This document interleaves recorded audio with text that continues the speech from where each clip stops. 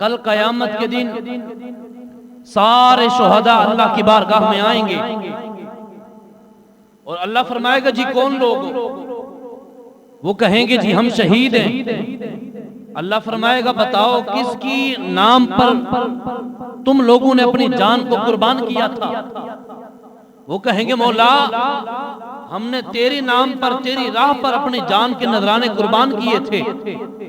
اللہ فرمائے گا فرشتوں لے جاؤ جنت کے اندر، اور جنت میں لے جایا جائے گا، وہاں جا کے ان کو یاقوت و مرجان سے بنے ہوئے محلات اللہ رب العزت فرمائے گا فرشتوں ان میں ان کو جگہ دے دو، ان کو جگہ ملے گی اور بڑی بڑی حور و غلمان سے جناب ان کا نکاح ہوگا۔ اللہ فرمائے گا شہیدوں بتاؤ خوش ہو کہ نہیں؟ وہ کہیں گے مولا ہم خوش نہیں ہوئے، وہ خوش نہیں ہوئے۔ اللہ فرمائے گا دیکھو تم نے میری راہ پر اپنی جان کا نذرانہ پیش کیا؟ جی پیش کیا۔ بتاؤ میں نے تمہیں جنت دی؟ جی بالکل دی۔ میں نے تمہیں حوریں دی؟ جی بالکل دی۔ میں نے تمہیں اس کا نتیجہ اجر دیا؟ جی مولا بالکل دیا۔ اللہ فرمائے گا پھر بھی خوش کیوں نہیں ہوتے؟ کیا وجہ ہے کہ تم پھر بھی خوش نہیں ہوتے؟ وہ عرض کریں گے مولا نا ہم خوش نہیں ہوتے، ہم خوش تب ہوں گے ہماری تمنا ہے کہ ہمیں زندگی ایک بار پھر نصیب ہو اور پھر ایک مرتبہ ہم تیری راہ پر اپنی جان کو قربان کرتے ہوئے پھر جنت میں پہنچائیں۔ یہ شہید کا مقام ہوتا جسے اللہ فرماتا ہے یا ایھا الذین آمنوا استعینوا بالصبر والصلاۃ ان اللہ مع الصابرین ولا تقولوا لمن يقتل في سبيل الله اموات۔ لوگوں ان لوگوں کو کبھی مردہ نہ کہنا۔ یا اللہ کون سے لوگ؟ فرمایا جو میری راہ پر اپنی جان کو قربان کر دیتے ہیں وہ زندہ ہوتے ہیں، وہ مردہ نہیں ہوتے۔ ہمارے پیارے نبی نے ارشاد فرمایا میرے غلاموں میری تمنا ہے کہ اللہ پاک مجھے 100 مرتبہ زندگی دے اور 100 مرتبہ ہی اس کی راہ پر لڑتے لڑتے شہید کیا جاؤں۔ کیوں؟ شہید کا مقام جو اتنا بلند و بالا۔ حضرت سیدنا امیر حمزہ ان کو یہ وہ شخصیت ہیں جن کو ہمارے پیارے نبی نے سید الشہداء فرمایا، یعنی شہیدوں کا سردار۔ یہ وہ امیر حمزہ ہیں۔ آپ رشتہ داری کے اندر ایک باپ کی طرف سے ہمارے پیارے نبی کے چچا بھی لگتے ہیں، ماں کی طرف سے کزن بھی لگتے ہیں۔ لوگوں میں یہ بات پھیل گئی، کہا نہیں ہم بدلہ لیں گے، ہم بدلہ لیں گے۔ پوچھا گیا جی اس کا نام کیا ہے؟ بتایا گیا امیر حمزہ۔ تو کہا ہم بدلہ لیں گے اس سے۔ ٹھیک ہی 1 سال کے بعد یہ جنگ احد ہوئی، غزوہ احد۔ اب غزوہ احد پر جناب والا وہ کافر مکہ سے آئے نبی پاک صلی اللہ تعالی وآلہ وسلم سے لڑنے کے لیے، یعنی جنگ کرنے کے لیے، وہ اپنے بدر کا بدلہ لینے کے لیے یہ کافر وہاں مکہ سے آئے۔ پیارے نبی کو اطلاع مل گئی تو اصل میں ان کے اندر جو معاملات تھے، اصل جو انہوں نے بدلہ لینا تھا وہ سیدنا امیر حمزہ سے لینا تھا۔ کیوں؟ مسلمانوں کے ایک شخص نے 30 کافروں کو، وہ بھی سارے بڑے سردار کافروں کے، ان کو بدر کے مقام پر انہوں نے جہنم واصل کیا تھا۔ وہاں سے یہ کافروں کا قافلہ چلا پیارے نبی کی طرف۔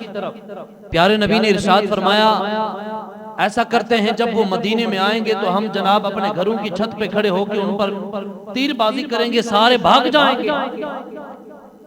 تو وہاں پر یہ مشورہ ہوا، لیکن کچھ صحابہ ایسے تھے جو بدر میں نہیں پہنچ سکے پچھلے سال کی جنگ میں۔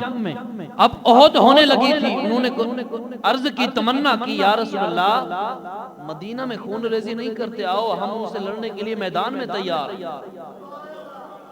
وہ صحابہ اب پیارے نبی نے ان کی بات کو تسلیم کرتے ہوئے آپ نے فرمایا چلو چلتے ہیں، باہر جا کر ان سے جنگ کریں گے۔ جب یہ قافلہ جانے لگا، ان کے اندر ایک شخص تھا جس کا نام ہے عبداللہ بن ابی۔ یہ منافق شخص تھا، پیارے نبی کی بارگاہ میں بھی بیٹھتا تھا اور غیروں کے پاس جا کے یہاں کی اطلاع بھی پہنچاتا تھا۔ جب پیارے نبی قافلہ لے کے گئے، حضور کا مسلمانوں کا قافلہ تھا 1300 بندے اس نے نکال لیے، کہا اے نبی تم جانو، تمہارا قافلہ جانے میں جاتا ہوں۔ منافق بندہ ہمیشہ اینڈ پہ آ کے دھوکہ دیتا۔ تو منافق تھا، یہاں سے یہ نکلا، باقی قافلہ بچا 700 کا۔ اب اس 700 کے اندر سیدنا امیر حمزہ بھی ہیں۔ یہ اب جنگ احد ہونے لگی ہے، توجہ کیجئے گا۔ اس سے پہلے تھوڑی سی اور داستان سنیں۔ مکہ شریف ہے، ہجرت نہیں ہوئی، ہمارے پیارے نبی پاک صلی اللہ علیہ وسلم، آپ کو میں نے بتایا ہوا ہے کہ مکہ سے قافلے یمن بھی جاتے تھے، شام بھی جاتے تھے تجارت کی غرض سے۔ حضرت امیر حمزہ رضی اللہ تعالیٰ عنہ ان کو شکار کا بڑا شوقین تھے شکار کے، شکار کیا کرتے تھے جنگلات میں جا کے۔ ادھر سے ہمارے پیارے نبی نے نبوت کا اعلان فرمایا، ما کان محمد نبا احد من رجالکم ولکن رسول اللہ و خاتم النبیین۔ آپ نے اعلان فرمایا، لوگو قل هو اللہ احد اللہ الصمد لم یلد ولم یولد ولم یکن لہ کفوا احد۔ لوگو آؤ، اللہ کی طرف میں اس کا آخری نبی بن کے تمہارے درمیان آیا ہوں، میری بات مانو، اللہ کو وحدہ لا شریک مانو، بتوں کو پوجنا ختم کر دو۔ یہ پیارے نبی نے اعلان فرمایا، جہاں ابو جہل نے بھی مخالفت کی، ابو لہب نے بھی مخالفت کی، سارے گھر والوں نے مخالفت کی پیارے نبی کی۔ اب یہ چچا تھے جناب امیر حمزہ، مسلمان نہیں ہوئے تھے، یہ گھر سے چلے گئے شکار کے لیے۔ ابو جہل نے ادھر سے پیارے نبی مکہ میں آئے، آ کے اعلان تبلیغ کرنے لگے۔ ابو جہل نے موقع دیکھا کہ ان کی چچا بھی کوئی نہیں، ماں ان کی دنیا سے چلی گئی، بابا محمد کا دنیا سے چلا گیا، مجھے موقع مل گیا، اب میں آ کے اس پر حملہ کروں۔ اس نے آ کے ہاتھ اٹھایا، روایات میں آیا کہ اس نے پیارے نبی پاک صلی اللہ علیہ وسلم آ کے سر کے اندر سے خون نکالا۔ اتنا ظلم مکہ شریف کے اندر۔ ادھر سے آپ پر جب اس نے ظلم کیا تو آپ آسمان کی طرف دیکھتے ہوئے کہتے ہیں، مولا جی میں تو راضی، میں تیری رضا تے راضی۔ اب یہ جب ابو جہل ان پر ظلم کر رہا تھا، پیارے نبی کے جو چچا تھے جن کا نام ہے امیر حمزہ، ان کی ایک لونڈیوں کا زمانہ تھا، وہ دیکھ رہی تھی کہ ابو جہل یہ جناب محمد پر ظلم کر رہا ہے صلی اللہ علیہ وسلم۔ تو اس جناب والا لونڈی بھاگتی ہوئی گئی اپنے گھر، اور جب پیارے نبی پاک صلی اللہ علیہ وسلم یہ وہاں سے آپ پر ظلم و ستم، آپ وہاں سے اپنے گھر گئے، امیر حمزہ رضی اللہ تعالیٰ عنہ جنگل میں نے روایات حوالے کا ذمہ دار ہوں، وہاں جا کے جناب وہ اپنے تیر سے نشانہ بازی کر کے وہ جناب شکار کر رہے ہیں، اور ادھر سے ابو جہل پیارے نبی پر یعنی امیر حمزہ کے بھتیجے پر، رشتے میں بھتیجے تھے ہمارے پیارے نبی امیر حمزہ کے، ان پر ظلم کر رہا ہے۔ میں نے روایات میں پڑھا ہے کہ جب امیر حمزہ نے جناب اپنا شکار کھیلنے کے لیے ہرن کی طرف نشانہ بنایا تو ہرن کو خدا نے بے زبان جانور کو زبان دی، وہ بولتا ہے، اے امیر حمزہ تو جنگل میں آ کے میرے اوپر جناب نشانہ بنا کے مجھے تو جناب لے جانا چاہتا ہے، ارے جا ذرا اپنے گھر کا پتہ کر، تیرے بھتیجے پر کافر ظلم کر رہے ہیں، جا کے یہ نشانے میرے نہ بنا بلکہ جا کے اپنے محمد کے دشمنوں کی طرف نشانے بنا۔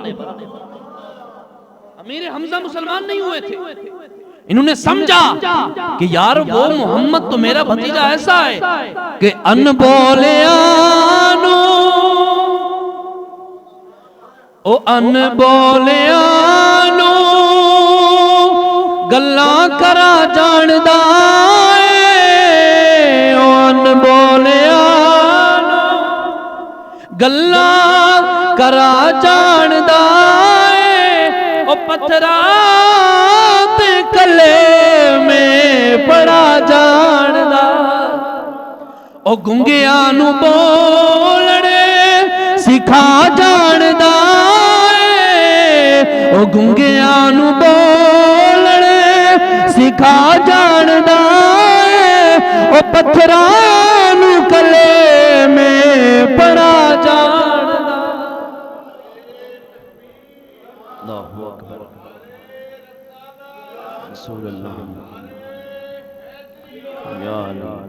جب سیدنا امیر حمزہ نے جناب اس بے زبان جانور کو اللہ نے زبان دی، جب اس نے یہ جواب دیا، امیر حمزہ رضی اللہ تعالیٰ عنہ آپ دوڑتے دوڑتے اپنے گھر تشریف لے آئے اور اپنی لونڈی کو کہا یار کھانا پیش کرنا، وہ کھانا بھی دیتی ہے اور ساتھ ہی کہتی ہے امیر حمزہ آپ جاؤ جنگل میں شکار کر لو، آپ جناب سیر و تفریح سے کھانے کھا لو، آپ کو آپ کے گھر کبھی پتا ہے کہ نہیں ہے؟ امیر حمزہ فرماتے ہیں ہوا کیا ہے؟ وہ کہتی ہے یار اے میرے بادشاہ، جن کے بابا دنیا سے چلے جاتے ہیں، جن کی والدہ مائیں دنیا سے چلی جاتی ہیں، پھر ان پر لوگ ظلم و ستم کرتے ہیں۔ امیر حمزہ پوچھتے ہیں اے لونڈی ہوا کیا ہے؟ واقعہ تو بتانا۔ وہ لونڈی کہتی ہے امیر حمزہ آپ کے بھتیجے محمد پر مکہ شریف کے عاتب کے اندر ابو جہل نے ایسا ظلم کیا ہے کہ محمد کے سر کو انہوں نے اندر سے خون نکالا ہے۔ امیر حمزہ کو جوش آیا، کھانا دور کر دیا اور جناب ہاتھ میں ڈنڈا لیتے ہوئے وہاں ابو جہل کو ڈھونڈتے ڈھونڈتے یہ بھی مکہ شریف کے اندر پہنچے۔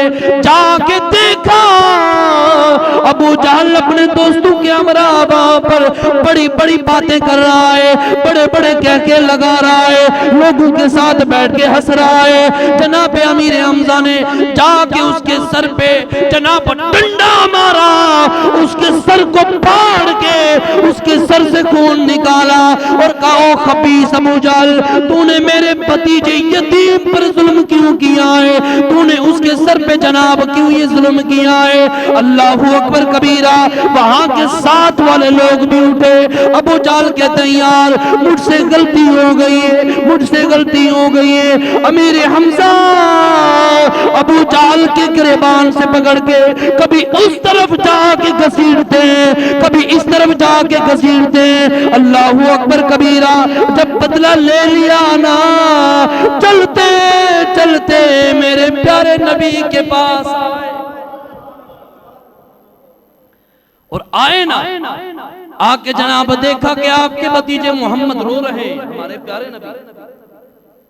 یہاں پر میاں محمد بخش کہتے ہیں باپ مرے سر ننگا ہووے تے ویر مرنے کنڈ خالی، ماں باپا جو محمد بخشا تے کون کرے رکھوالی۔ آپ نے جناب آکے جب اپنے بھتیجے محمد کو روتے ہوئے دیکھا نا، آکے جناب گلے لگایا اور کہا محمد میں آپ کا بدلہ لے کے ابھی آ رہا ہوں، ابو جہل کا سر پھاڑ کے ابھی آ رہا ہوں۔ جیسے ہی میرے پیارے نبی نے یہ جملے سنے، آج کی پوری تقریر ان جملوں پر قربان، آپ نے جب امیر حمزہ چچا کے یہ جملے سنے، وہ کہتا ہے بھتیجے ابو جہل نے تجھ پہ ظلم کیا، میں اپنا بدلہ لے کے آ رہا ہوں۔ اللہ اکبر کبیرہ۔ جب یہ بات کی نا، پیارے نبی نے جناب امیر حمزہ اپنے چچا کو دور کیا اور پیچھے ہٹ کے کہنے لگے چچا دنیا میں لوگوں کو توڑنے کے لیے نہیں آیا بلکہ لوگوں کو آپس میں جوڑنے کے لیے آیا۔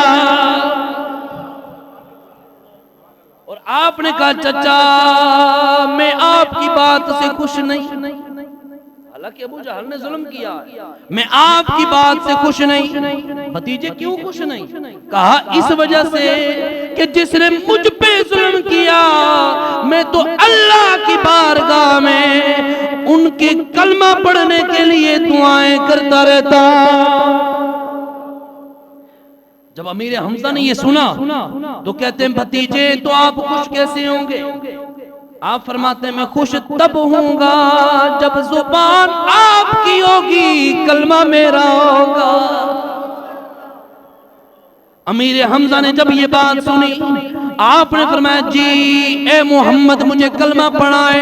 آپ نے پڑھایا اشہد ان لا الہ الا اللہ و اشہد ان محمد رسول اللہ۔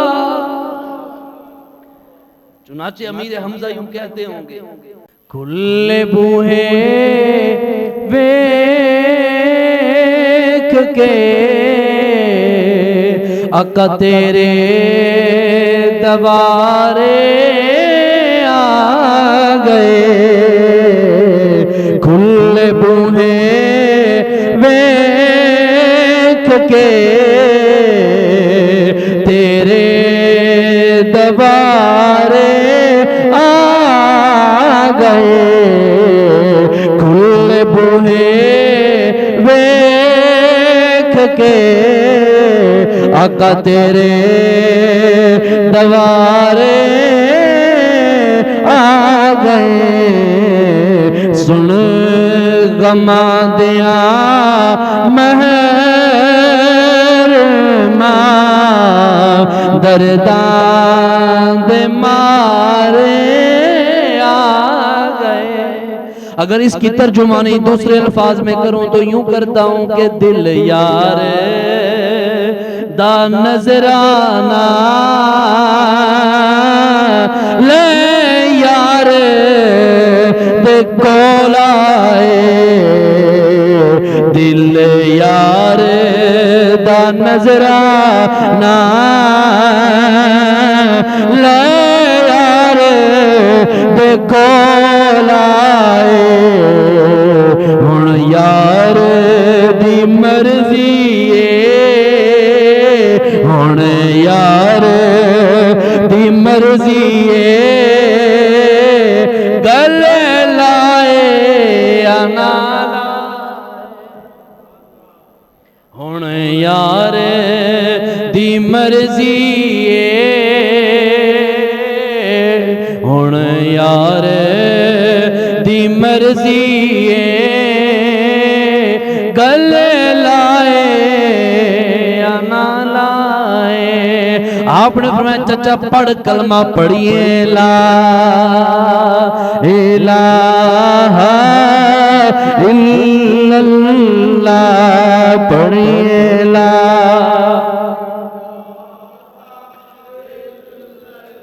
جن کو اللہ نے زبان دی کلمے کے اندر بخل نہیں پڑھیے لا الہ لا پڑھیے لا. ہاں اس کلمے دے راز نیارے نے اس ڈوبے ہوئے بیڑے تارے نے سانو دسیا نبی پیارے نے پڑھیے لا ہاں مل کے پڑھیے ذرا پڑھیے لا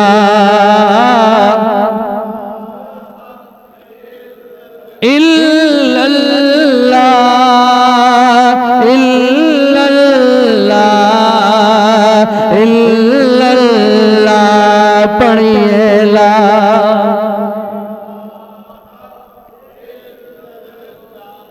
اب ہے مدینہ شریف ہجری ہے تیسری جنگ ہے جنگ احد کافر مکہ سے آئے مدینہ شریف پر حملہ کرنے کے لیے تعداد کافی ہے ان کی مال و دولت کافی ہے. یہ جنگ احد کا منظر میں نے پچھلے جمعے بیان کیا تھا. یہ منظر مقصود نہیں لیکن سیدنا امیر حمزہ پر ہمارا آج کا عنوان ہے. حضور نے فرمایا چلو بلال اعلان کر دو سارے آ جائیں. سارے آئے. سیدنا امیر حمزہ رضی اللہ تعالیٰ عنہ آپ بھی موجود ہیں نبی کے چچا. جب میدان میں پہنچے نام حضرت وحشی یہ کافروں کے غلام تھے. جس کے غلام تھے اس نے کہا وحشی مسلمانوں کا ایک شخص ہے جس کا نام ہے امیر حمزہ اس نے بدر میں ہمارے 30 کافروں کو کچل ڈالا. اگر تو اس کو آج کے اس احد کے میدان میں ختم کرے گا تو ہم تجھے اپنی غلامی سے آزاد کر دیں گے. تو یہ غلام تھے کافروں کے وحشی. انہوں نے کہا ٹھیک ہے مجھے بات منظور ہے. اس کو بھی پتا تھا امیر حمزہ یہ وہ لشکر کا سپہ سالار ہے اس کو کوئی ختم نہیں کر سکتا. دور سے کھڑے ہو کے میدان میں اس نے جناب نشانہ بنایا اور ایسی جنگ احد میں جنگ چھڑ گئی نا کہ اعلان ہو گیا کہ محمد شہید ہو گئے. یہ اعلان ہوا پر حضرت امیر حمزہ پر وہ وحشی دور کھڑا ہو کے جناب نشانہ بنا رہا تھا. اس نے وہاں سے تیر چلایا، حضرت امیر حمزہ کے ناف کے نیچے آ کے تیر لگا اور بالکل پار ہو گیا، آپ شہید ہو۔ جب آپ ہوئے شہید تو ایسا ظلم و ستم تاریخ کی کتابوں میں کبھی نہیں ملا کہ جنگ احد کے اندر انہوں نے آپ کو شہید کر کے آپ کی ناک کو بھی کاٹا، آپ کی آنکھوں کو بھی باہر نکالا، آپ کے ہاتھوں کو بھی جدا کیا، شہید کرنے کے بعد آپ کے پیروں کو بھی آپ کی ٹانگوں سے جدا کیا، یہ ساری چیزوں کو، کانوں کو، آنکھوں کو، ناک کو، ہونٹوں کو بالکل جدا کاٹ کاٹ کے رکھ دیا۔ تو پھر وہاں پر جب ان ظالموں نے یہ ظلم کیا، جنگ ختم ہوئی، پیارے نبی اپنے چچا پر تشریف لے آئے، حضرت امیر حمزہ کی جسم پر، لاش پر، اس شہید پر آپ کی آنکھوں سے آنسو آئے۔ میں کہتا ہوں کسی کے جنازے پہ جناب بھائی روتا ہے، اولاد کے جنازے پہ باپ روتا ہے، باپ کے جنازے پہ اولاد روتی ہے۔ امیر حمزہ وہ ہیں جن کے جسم پر خود مصطفیٰ رو رہے ہیں۔ جب آپ کی آنکھوں سے آنسو آئے نا، صحابہ کرام عرض کرتے ہیں یا رسول اللہ آپ روتے کیوں ہیں؟ یا رسول اللہ آپ روتے کیوں ہیں؟ آپ فرماتے میرے صحابہ، یہ جو میرا چچا ہے یہ کوئی عام چچا نہیں، بلکہ اللہ کا بھی شیر ہے، مصطفیٰ کا بھی شیر، اللہ کا بھی شیر ہے، مصطفیٰ کا بھی شیر ہے۔ اور یہ وہ چچا ہے جب پیارے نبی پاک صلی اللہ علیہ وآلہ وسلم آپ مکہ میں ہوا کرتے تھے، یہ چچا جناب ہر طرف سے دیوار بن کے کافروں کا مقابلہ کیا کرتے تھے، اور یہ وہ چچا امیر حمزہ ہے۔ توجہ کیجئے گا، جب سیدنا فاروق اعظم نے گھر سے زارلو تلوار نکالی، ارادے سے نکلے آج جاؤں گا محمد عربی کا سر لے کے آؤں گا، یہ علیحدہ بات تھی، فاروق اعظم کچھ اور سوچ رہے تھے، لیکن تقدیر میں لکھا تھا فاروق تو سر دے کے آئے گا۔ جب یہ خبر پیارے نبی تک پہنچی نا کہ جناب فاروق اعظم اپنے ہاتھ کے اندر ننگی تلوار لے کے آ رہے ہیں، وہاں پر بیٹھے امیر حمزہ کھڑے ہوئے، کہا او میرے نبی کے غلاموں، یہ فاروق آ رہا ہے، اگر اچھے ارادے سے آ رہا ہے تو اس کو قبول کروں گا، اگر گندے ارادے سے آ رہا ہے تو تلوار اسی کی ہوگی، سر بھی اسی کا ہوگا، یہاں جدا کر کے رکھ دوں گا۔ یہ وہ چچا ہے امیر حمزہ۔ جب اللہ اکبر کبیرہ، پیارے نبی اوپر موجود ہیں، آپ اس احد کے میدان کے اندر اللہ اکبر کبیرہ اپنے چچا پر رو رہے ہیں، اور آسمان کی طرف نظر اٹھا کے کہتے ہیں مولا جی میں تو راضی، میں بھی راضی ہوں۔ نبی جان اپنے چچا پر رو رہے ہیں، حضرت امیر حمزہ کی بہن دوڑتی دوڑتی آئی، حضور نے اپنے غلاموں کو کھڑا کیا، میرے غلاموں اس کو نان دینا، بہن اپنے بھائی کو اس حالت کے اندر کبھی نہیں دیکھ سکتی۔ وہاں پر جناب ان کی حضرت امیر حمزہ کی بہن نے نبی کے غلاموں سے اجازت لی، 2 کفن کے کپڑے لیے ہوئے آئی، اپنے بہن اپنے بھائی جناب امیر حمزہ کے جسم پر آ کے جب جسم کو دیکھا نا، آنکھوں سے آنسو آ گئے اور عرض کی یا رسول اللہ میں روتی نہیں، اپنے بالوں کو نوچتی نہیں، یا رسول اللہ میں تو خدا کی رضا پہ راضی ہوں، میرا بھائی خدا کی راہ میں میدان احد میں شہید ہو گیا۔ اللہ اکبر کبیرہ۔ اب 2 چادریں پیارے نبی کو حضرت امیر حمزہ کی بہن نے دی کہ یہ ان کو کفن دینا، ساتھ ہی دیکھا پیارے نبی کے اور غلام وہاں پر ننگے بے جناب ایسے ہی تشریف فرمائے، شہید ہوئے، کپڑا کوئی نہیں۔ اللہ اکبر کبیرہ۔ امیر حمزہ کی بہن نے کپڑا لیا، کپڑا لے کے جناب اس صحابی کو دیا۔ اب امیر حمزہ جن پر جناب کفن جناب کپڑا اوپر رکھا، اگر اگر سر سے اوپر کرتے ہیں تو پاؤں ننگے ہوتے ہیں، اگر پاؤں پر کپڑا ڈالتے ہیں تو سر ننگا ہوتا ہے۔ یہ بھی اسلام پر ایک دور تھا، ایسی بھی اسلام پر غربت تھی۔ ہم تو کہتے ہیں جناب والا حی علی الصلاۃ کی آواز ہمارے کانوں میں آتی ہے، بندہ مسجد کے اندر نیڑے نہیں آتا۔ ایسا بھی اسلام پر وقت آیا ہے جب پیارے نبی کے غلام میدان میں شہید ہوتے تھے، انہیں کفن دینے کے لیے دین اسلام کے مسلمانوں کے پاس کپڑا بھی موجود نہیں ہوتا۔ پیارے نبی پاک صلی اللہ علیہ وسلم اپنے چچا پر آپ نے پورا کپڑا دیا، آپ کے پاؤں پر حضور نے گھاس ڈالا، اپنے پاؤں کو چھپایا، اور حضور نے فرمایا غلاموں لے آؤ میرے چچا کو، اس کا جنازہ میں محمد پڑھاؤں، اس کا جنازہ میں خود محمد۔ اب توجہ کیجئے، میدان احد میں 70 صحابہ شہید ہوئے، سب سے پہلا جنازہ امیر حمزہ کا بالکل سامنے رکھا، اکیلا جنازہ امیر حمزہ کا پڑھایا۔ پھر حضور نے فرمایا غلاموں ایک اور جنازہ لے آؤ، ایک اور میت لے آئے، فرمایا میرے چچا کو رہنے دینا، اس کے آگے اس کو رکھنا۔ دوسرا جنازہ بھی ایسے پڑھایا، پھر حضور نے فرمایا دوسرے کو اٹھا کے لے جاؤ، امیر حمزہ وہی موجود ہیں، تیسرے کو رکھو، تیسرے کو رکھا، پھر حضور نے جنازہ پڑھایا، اس کو بھی ہٹا کے لے گئے، پھر چوتھے کو رکھا، پھر مصطفیٰ نے جنازہ چوتھے کو بھی ہٹا کے لے گئے، پانچویں کو رکھا، اس طرح 69 مرتبہ سارے شہداء تبدیل ہوتے رہے، لیکن امیر حمزہ وہی موجود ہے۔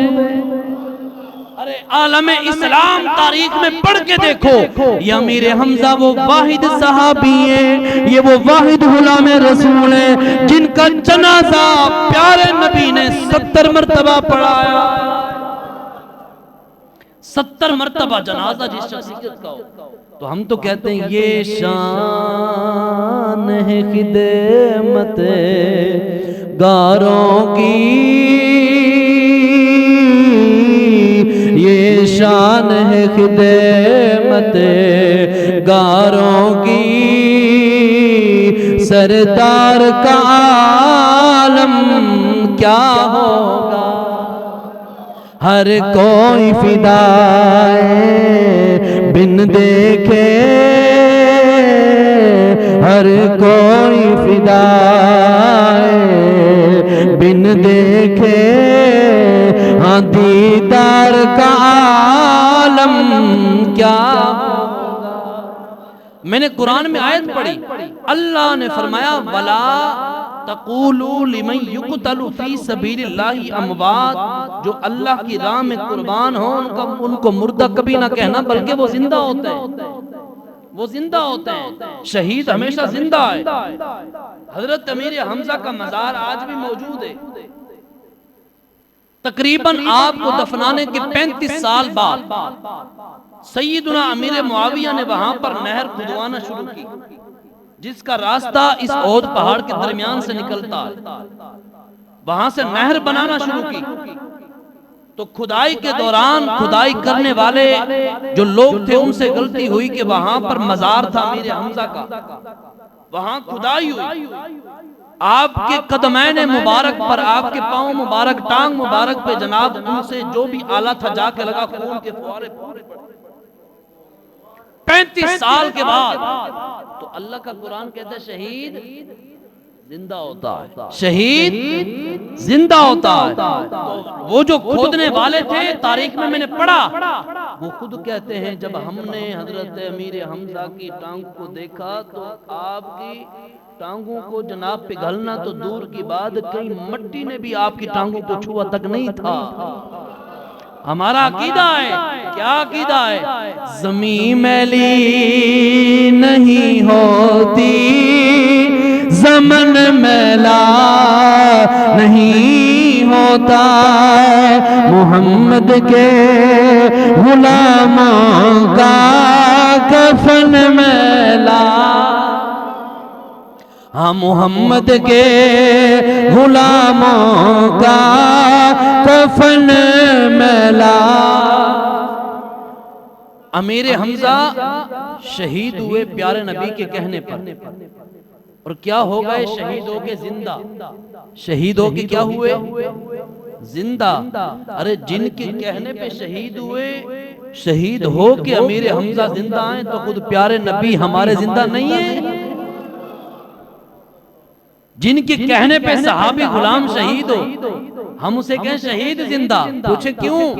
اس وجہ سے کہ پیارے نبی نے زندہ کہا۔ جس کو پیارے نبی زندہ کہیں وہ زندہ ہو سکتا ہے، کیا ہمارے پیارے نبی زندہ نہیں ہو سکتے؟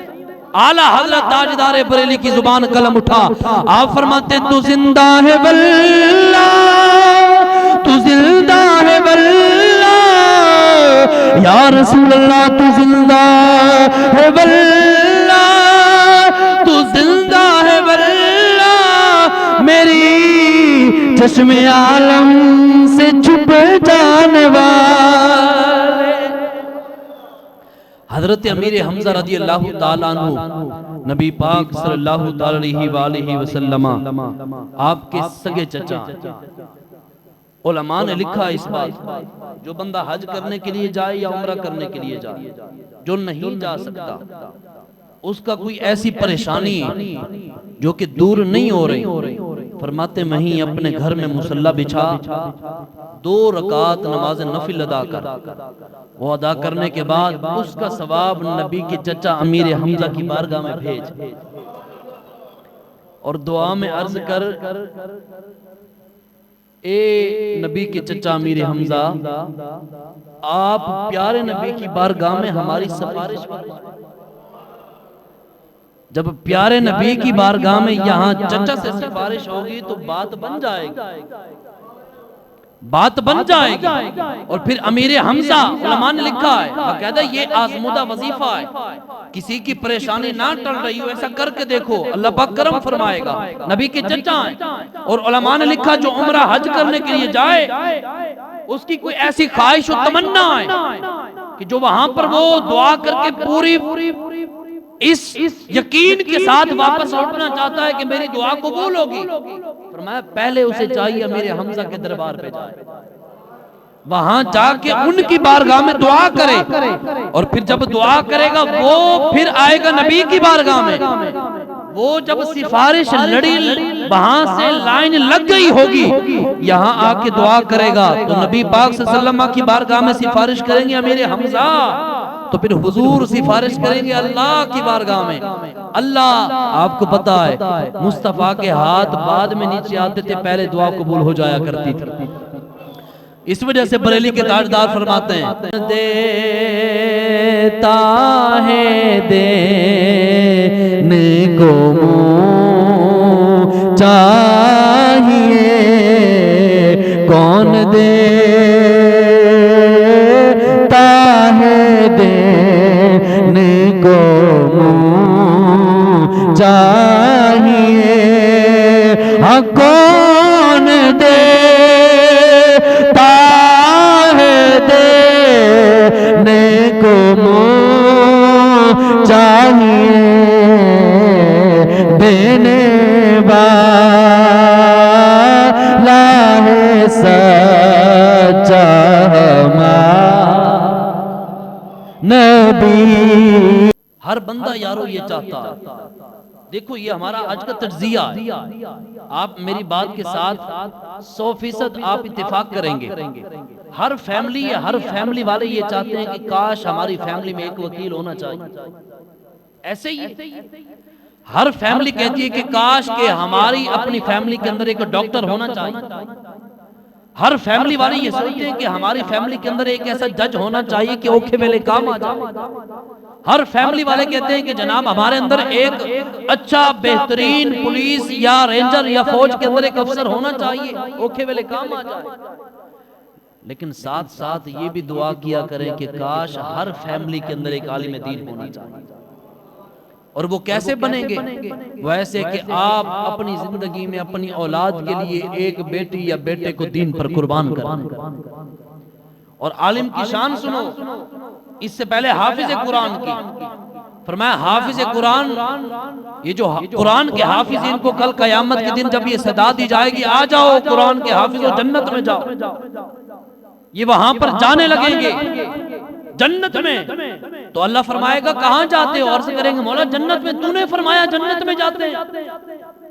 اللہ فرمائے گا حافظوں نے انج نہیں جانا، اپنے خاندان میں سے 10 بندے ایسے جناب تلاش کرو جن پر جہنم واجب ہو چکی ہے، ان کی سفارش کر کے جنت میں لے جاؤ۔ یہ تو ہے حافظ، اور جو ہے عالم۔ فرمایا جب علماء جنت میں جا رہے ہوں گے تو اللہ فرمائے گا رکو، اپنے خاندان میں 70 آدمی ڈھونڈو جو جناب جن پر جہنم واجب ہو چکی ہے، ان کی سفارش کرا کے ان کو جنت میں لے جاؤ۔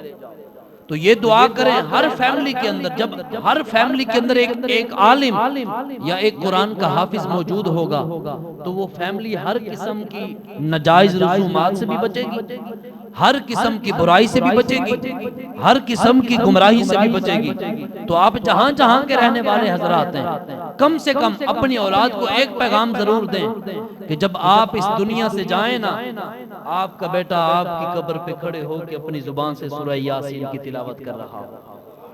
جب آپ دنیا سے جائیں نا تو آپ کا بچہ جناب مصلی بچھا کے نماز پڑھ کے اپنے درد دل کے ساتھ، جہاں بندہ یارو غور کریں ذرا، اگر ہم اصلاحی بات ہے، کسی بادشاہ کے دربار پہ بندہ جائے، چودھری صاحب کے دربار پہ، اور میں جاؤں، میں جا کے کہوں چودھری صاحب تھوڑے یہ چنگا تے دنیا میں ویکھیا ہی کوئی نہیں، چودھری صاحب آپ کو تو اللہ نے بہت کچھ دیا، چودھری صاحب آپ نے تو گھر کے دروازے کھول رکھے، ساری تعریفوں کے پل باندھ، اور ساری تعریفیں کر کے میں اسے آخر میں یہ کہوں کہ مجھے آپ کی ضرورت پڑ گئی، اتنے روپے چاہیے، بتاؤ یہ جو میں نے اس کے پیچھے اتنی تعریفیں کی ہیں، کیا مجھے اپنے در سے خالی وہ موڑے گا؟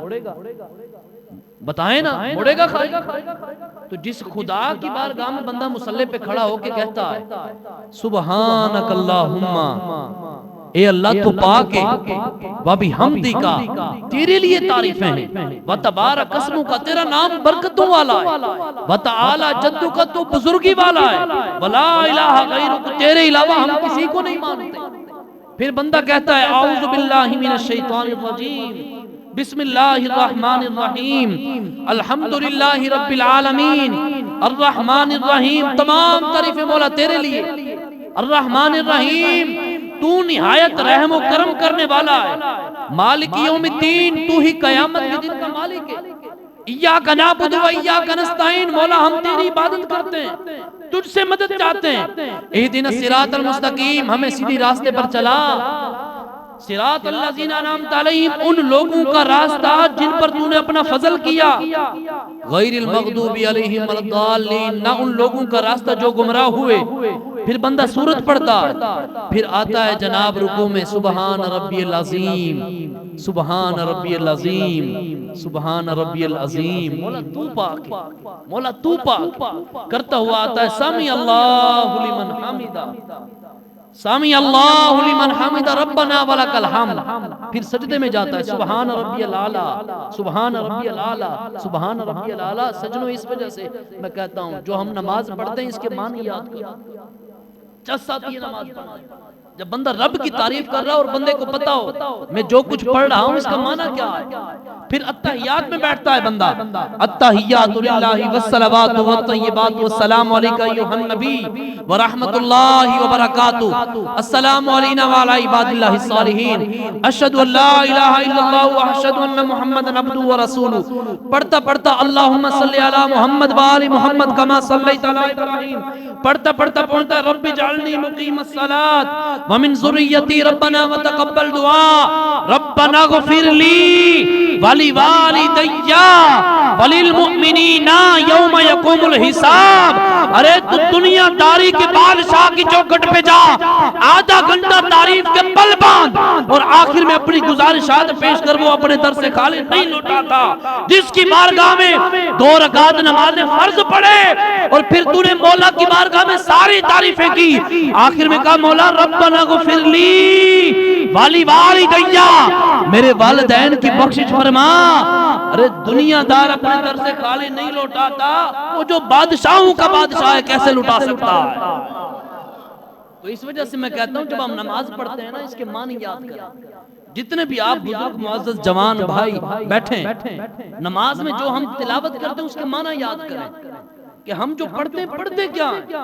جب ہمیں یہ پتہ لگے گا نا کہ سبحان ربی العظیم, مولا تو پاک ہے, پھر رکوع سے کھڑا ہو کے بندہ سمی اللہ لمن حمیدہ, معنی اس کا پتہ ہے کیا ہے؟ حیران ہو جاؤ گے. بندہ رکوع میں کھڑا ہوا, بندے نے کہا سبحان ربی العظیم, مولا تو پاک ہے. جب جناب وہ سیدھا کھڑا ہوا, اس نے کہا سمی اللہ لمن حمیدہ. اس کا معنی پتہ ہے کیا ہے؟ اس کا معنی ہے کہ اے بندے جو تو نے رکوع میں رب کی تعریف کی ہے نا, تیری تعریف کو تیرے رب نے سن لیا. تیری تعریف کرنے کو تیرے رب نے سن لیا. یار رب کی بارگاہ میں آ کے بندہ ساری دعائیں کرے, سارا اس کی تعریف کرتا کرتا آخر میں ہاتھ اٹھا کے اپنے سجدوں کے لیے دعا کرے, کیا اللہ تعالیٰ قبول نہیں فرمائے گا؟ لہٰذا اپنی اولاد میں, اپنی نسل میں, اپنی ایک فیملی میں کم سے کم ایک حافظ قرآن ضرور بنائیں. حافظ قرآن اس سے آگے جا سکتے ہیں تو ایک عالم دین ضرور بنائیں, اس سے آگے جا سکتے ہیں تو ایک اچھا استاد ٹیچر ضرور بنائیں. ہوگا کیا جب آپ قبر میں جائیں گے, وہ دعا کرے یا نہ کرے, جو پودا لگا کے گئے ہو اس کی ٹھنڈ آپ کو قبر تک پہنچتی رہے گی.